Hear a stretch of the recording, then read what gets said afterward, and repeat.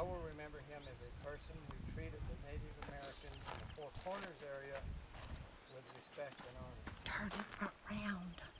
During I Richard's don't time, know anything it was about neither this thing. fashionable nor considered reasonable to treat these Native people with respect. One of the reasons Richard's brothers were successful in ability of all people. I suspect this has to do with their religious beliefs as Quakers, their belief that all people are guided by inner light, which is a Quaker trait. Quakers believe that God speaks to everyone. The Wetherills, Richard included, were known to frequent areas in the Four Corners unarmed and greeted by Utes and Navajos as friends and confidants. These relationships led to the discovery of Cliff Palace in the Mesa Verde, and the discovery of Beta Tatican in the Navajo National Monument, Arizona, and the discovery of Rainbow Bridge in Utah. I suspect that other lesser discoveries were related to these friendships and connections with the Native people.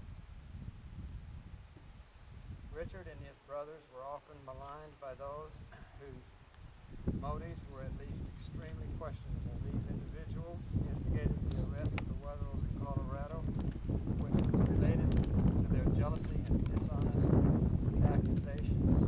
Of all the persons that maligned Richard with half-truth lies and misrepresentations, the most egregious accusation of accusers covered their employment.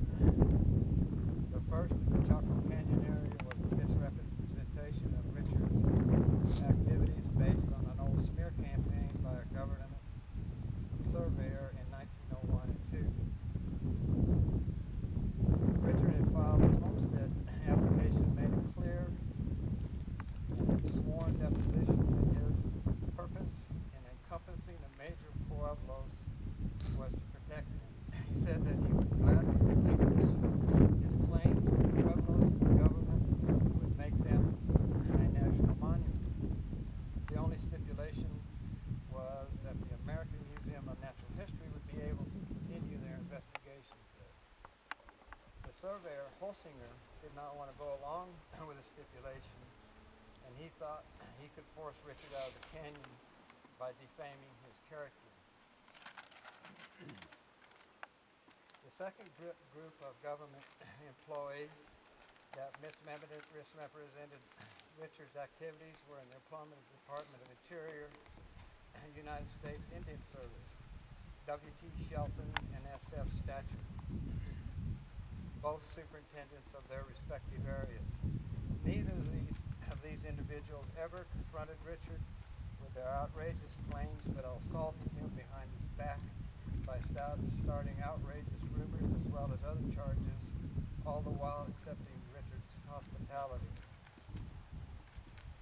It is now 100 years since Richard Wetherill's murder, and history is beginning to credit him with what he did and deserves. As author David Roberts states, in the history of the Southwest, no scholar ever found or discovered more sites or more important sites than Richard Wetherill. One might expect that Richard's achievement, which rivals those of Heinrich Schielmann at Troy and Hiram Bingham at Machu Picchu, should be hailed as a landmark in American archaeology. But the controversy that shadowed his work from start to finish has never entirely lifted. We now start a new century hoping the Wetherills are hailed as heroes and explorers with only preservation and goodwill in their hearts. The Wetherills were not the first in history to be maligned by individuals of questionable integrity, driven by greed, jealousy, and will be the last.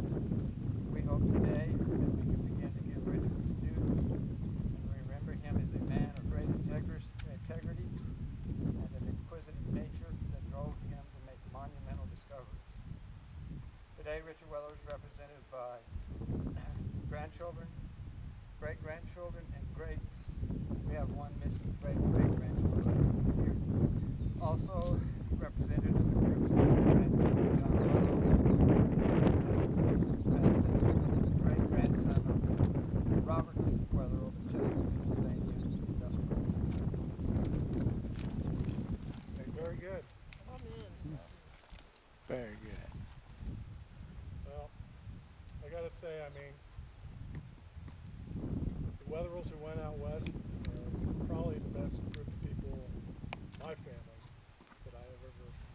pleasure to meet. And what they've offered to all of us, not just our family, but all the people who travel to the national parks, the Native Americans who their history was saved if it wasn't for Richard Wetherill. It would have been lost forever. And I think it was a blessing that BK and his children came out here and helped discover this part of the world. And we're all very fortunate for them. And I know a lot of my family back east are very proud of them. And thanks to Marie, you know, she hammered me for months to put something together, and it's actually this memorial is her doing, and she spent actually weeks putting all the food together and all the things Oh boy. that's actually happening. And so I thank you, Marie. You're welcome, my lovey. Well, we got to get a picture.